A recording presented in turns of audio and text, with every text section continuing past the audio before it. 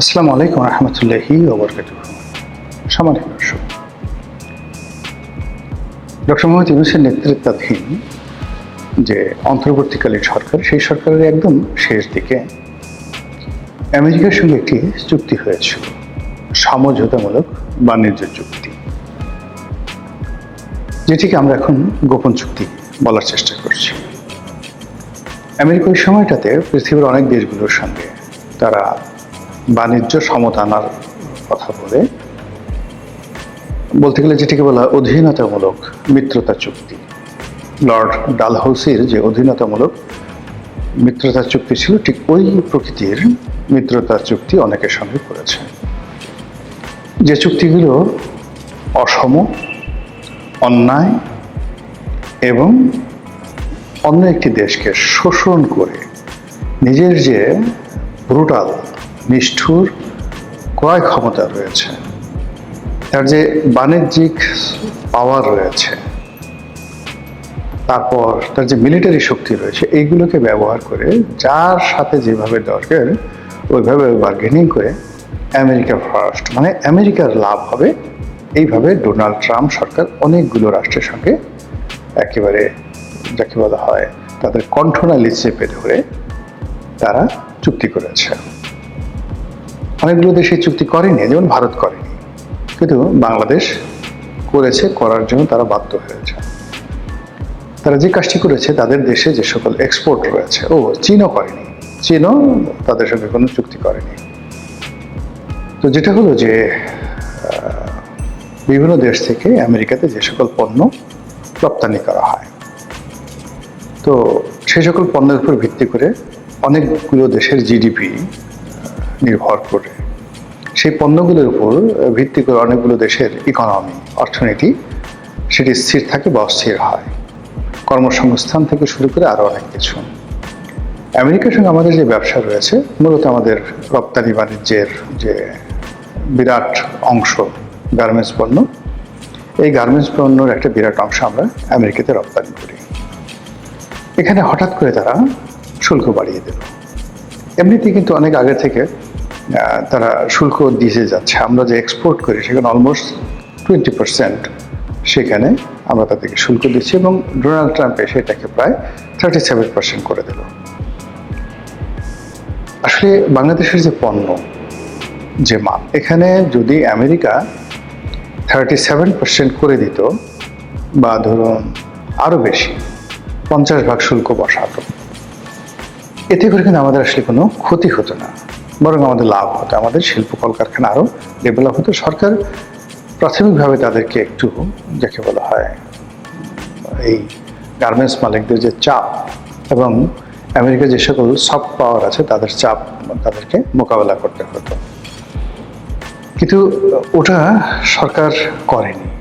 এই কারণে সরকারটা মূলত আমেরিকার প্রভাবাধীন একটি সরকার ছিল, আমেরিকান ডিপ স্টেটের একটি সরকার ছিল। তো এরকম একটা নাটক, মানে শুল্ক বাড়িয়ে দেওয়া হবে, তারপর দেশের মধ্যে ভয় আতঙ্ক তৈরি করা হবে, এবং সেই ভয় আতঙ্ককে কাজে লাগিয়ে আমেরিকার সঙ্গে একটি গোপন অধীনতামূলক মিত্রতার চুক্তি করতে হবে।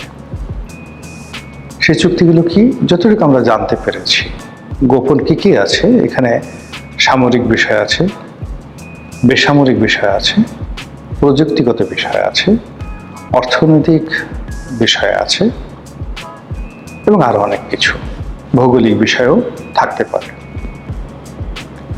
আমরা জানি না।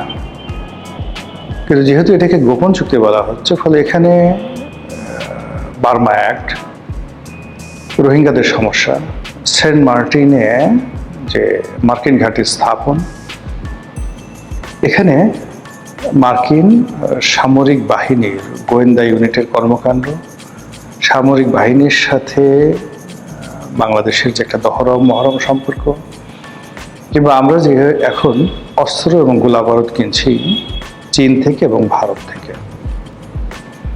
মূলত এগুলো আমাদের লাগে হলো আমরা যে প্রতি বছর সামরিক বাহিনীর বা পুলিশ বাহিনীর যে অস্ত্রগুলো ব্যবহার করতে হয়, গোলাবারুদগুলো ব্যবহার করতে হয়, এগুলো খুব কস্টলি কোনো কিছু দরকার হয় না। ফলে চীন যেহেতু কম মূল্যে আমাদের যে রাবার বুলেট, বা দেখা গেল আমাদের সেনাবাহিনী যে প্রতি বছর মহড়া দেয়, এই জন্য যে ধরনের আর্মস অ্যান্ড অ্যামুনিশন লাগে এগুলো আমরা সেখান থেকে আনি। এর বাইরে যেগুলো খুব প্রযুক্তিগত ডেভেলপড সেগুলো ইউরোপ থেকে আনি, আমেরিকা থেকে আনি, মানে বেশি করে জার্মানি থেকে, ইটালি থেকে, সুইডেন থেকে এ সকল অস্ত্র আমদানি করা হয়। তো সেই জায়গাগুলোতে যেটা শোনা যাচ্ছে যে এক্সক্লুসিভলি আমেরিকান পণ্য আনতে হবে, এরকম একটা চুক্তি করা হয়েছে। দ্বিতীয়ত হলো যে আমেরিকার কথার বাইরে গিয়ে অনেক কিছু করা যাবে না, এরকম একটা কথাও কিন্তু প্রচারিত হয়ে গেছিল। তার প্রেক্ষিতে যখন চুক্তি হয়ে গেল, চুক্তির পরে বিএনপি ক্ষমতায় আসলো, সেই আমেরিকা এবং বাংলাদেশ ডক্টর মোহাম্মদ ইউনূসের মধ্যে যিনি সেতু বন্ধন তৈরি করে দিয়েছিলেন খলিলুর রহমান, তিনি নতুন সরকারের পররাষ্ট্রমন্ত্রী হলেন। আমেরিকার যে ডিপ স্টেটের অন্য যে সকল আমলা কামলা, তারপর বুদ্ধিজীবী, এরপর সিভিল সোসাইটি বলতে যা বোঝায়, সেই সমস্ত লোক এখন পায়ের উপর পা তুলে নতুন সরকারের উপরে যে আগের মতোই খবরদারি করছে। তো এই যে আমেরিকার সঙ্গে বাংলাদেশের যে গোপন চুক্তি ইউনূসের জমানায় যেটা হয়েছে, এটা আমাদের জন্য কতটা নেতিবাচক প্রতিক্রিয়া তৈরি করতে পারে তার 3-4টি উদাহরণ আপনাদেরকে দিই। বিদেশে এখন আমেরিকা থেকে গম আসছে। অন্য বাজার থেকে যদি আমরা গম কিনতাম, এই গমের মূল্য পার মেট্রিক টনে অনেক অনেক কম পড়বে। তারপর তো সামরিক খাতের কথা বললাম। সামরিক খাত বাদ দিয়ে যদি এখন আপনি তুলা চিন্তা করেন, যে আমরা যদি এখন ভারতের তুলার পরিবর্তে আমেরিকা থেকে তুলা আনি, তাহলে এখন যে খরচ, সে খরচের প্রায় 1.5 গুণ আমাদেরকে ব্যয় করতে হবে। এরবারে যেটি স্পষ্ট হয়ে গেছে সেটা হলো যে আমাদের তেল গ্যাস যে অনুসন্ধান, এটা সম্ভবত অ্যাবসলিউটলি আমেরিকার হাতে চলে আছে, সমুদ্রে তেল গ্যাস অনুসন্ধান। এবং আগেই যে আমেরিকান কোম্পানি শেভরন, তারা বাংলাদেশের গ্যাস ক্ষেত্রের অলমোস্ট 80% তারা নিয়ন্ত্রণ করে এখন। তো এই শেভরন থেকে শুরু করে অন্যান্য যে সকল আমেরিকান কোম্পানি, তার মধ্যে একজন মোবিলের নাম আমরা শুনেছিলাম শেখ হাসিনার জামানাতে, যারা গভীর সমুদ্রে বঙ্গোপসাগরের উপকূলে এই তেল গ্যাস অনুসন্ধান করবে, এবং সেটা শেখ হাসিনা তাদেরকে দিতে রাজি হয়েছিল ক্ষমতায় থাকার জন্য, এইরকম কথাবার্তা শোনা গিয়েছিল। এখন সেই একজন মোবিল, তাদের সঙ্গে ইউনূস সরকার কি চুক্তি করেছে এবং তারা এখন কি কাজ করছে আমরা এখন পর্যন্ত জানি না। নতুন সরকার ক্ষমতায় আসার পরে যখন এই যে ফুয়েল ক্রাইসিস হলো, এই ফুয়েল ক্রাইসিসের সময়টিতে আমরা খুব সহজে অনায়াসে রাশিয়া থেকে তেল কিনতে পারতাম। এমনকি ইরানের তেল আমরা এই মুহূর্তে আরো পানির দামে কিনতে পারতাম। কিন্তু ইরান তো দূরের কথা, রাশিয়া থেকে যে আমরা তেল কিনবো, এটার জন্য আমরা অনুমতি চেয়েছি আমেরিকার, ওই যে বাণিজ্য চুক্তি অনুযায়ী। আমেরিকা অনুমতি এখনো দেয়নি। তারা আশ্বাস দিয়েছে যে বাংলাদেশের তেল সমস্যা আরো গভীর হলে তারা দেখবে। কিভাবে দেখবে এটা আমরা এখন পর্যন্ত জানি না। ফলে আগামী দিনগুলো আমাদের স্বাধীনতা, সার্বভৌমত্ব, আমাদের রাজনীতি, অর্থনীতি কিভাবে থাকছে, এখানে আমেরিকার প্রভাব কতটা থাকছে, এটা ভাবতে রীতিমতো আতঙ্ক অনুভব করছে। এই কারণে যে বাংলাদেশের সঙ্গে আমেরিকার যে সম্পর্ক, ঠিক একই রকম সম্পর্ক কিন্তু তাদের আছে পাকিস্তানের সঙ্গে। পাকিস্তানের সঙ্গে কৌশলগত সম্পর্ক করে তারা এই রাষ্ট্রটিকে সম্পূর্ণরূপে ব্যর্থ করে দিয়েছে। আপনারা জানেন যে 1955 বা 1960 সাল পর্যন্ত পুরো এশিয়ার মধ্যে পার ক্যাপিটা ইনকাম এবং জিডিপি, এই দুটো ক্ষেত্রে পাকিস্তানের সমকক্ষ কোনো রাষ্ট্র ছিল না। এমনকি আপনি যদি বলেন চীন, তারপর কোরিয়া, মানে উত্তর কোরিয়া না, দক্ষিণ কোরিয়া, সিঙ্গাপুর, মালয়েশিয়া, তারপর জাপান, এর কোনো দেশই পাকিস্তানের ধারের কাছে ছিল না আপ টু 1960। কিন্তু এরপর যখন আমেরিকার সেই যে সাম্রাজ্যবাদী দাঁত এবং নখ ভারতের সাথে পাকিস্তানকে লাগিয়ে দিয়ে, আফগানিস্তানের সঙ্গে পাকিস্তানের লাগিয়ে দিয়ে, বেলুচিস্তানের মধ্যে অশান্তি সৃষ্টি করে, তারা যেইভাবে পাকিস্তানের মেরুদণ্ড ভেঙে দিল, অর্থনৈতিক মেরুদণ্ড ভেঙে দিল, সেই ভাঙা মেরুদণ্ড নিয়ে আর দাঁড়াতে পারেনি। এই আমেরিকার কারণে সেই পূর্ব পাকিস্তান পশ্চিম পাকিস্তান আলাদা হয়ে গেল এবং অত্যন্ত চাল চেলে এই বাংলাদেশকে আলাদা করে দিয়ে পাকিস্তানকে আরও দুর্বল করে দেওয়া হলো। তারপর পাকিস্তানে একের পর এক সামরিক শাসন এবং সমস্ত civil bureaucracy, military bureaucracy, judiciary সব কিছুকে অকার্যকর করে দিয়ে তারা তাদের পছন্দের মতো মানুষকে সেনাপ্রধান রূপে নিয়োগ দেয় এবং তাদের মাধ্যমে পাকিস্তান শাসন করে করে আজকের এই পর্যায়ে চলে আসছে। আমেরিকার এই যে শোষণ, এটার বিরুদ্ধে প্রথম জুলফিকার আলী ভুট্টো দাঁড়ানোর চেষ্টা করেছিলেন, কিল্ড।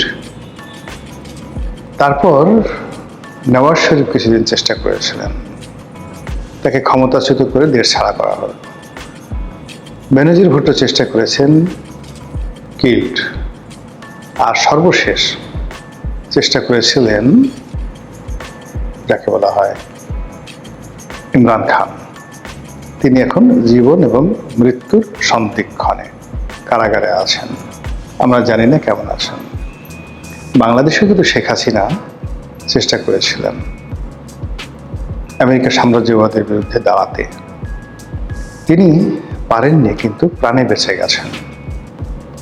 কিন্তু তার যারা লোকজন আছে সেই লোকজনকে একেবারে রাজনীতি ছাড়া করা, দেশ ছাড়া করা, সবকিছু করার জন্য আমেরিকা যা যা করা দরকার সবকিছু করে যাচ্ছে। করতে গিয়ে আমাদের রাষ্ট্রের যে রক্ত সঞ্চালন, আমাদের রাষ্ট্রের যে অস্থি মজ্জা সব কিছু তছনছ করে দিচ্ছে।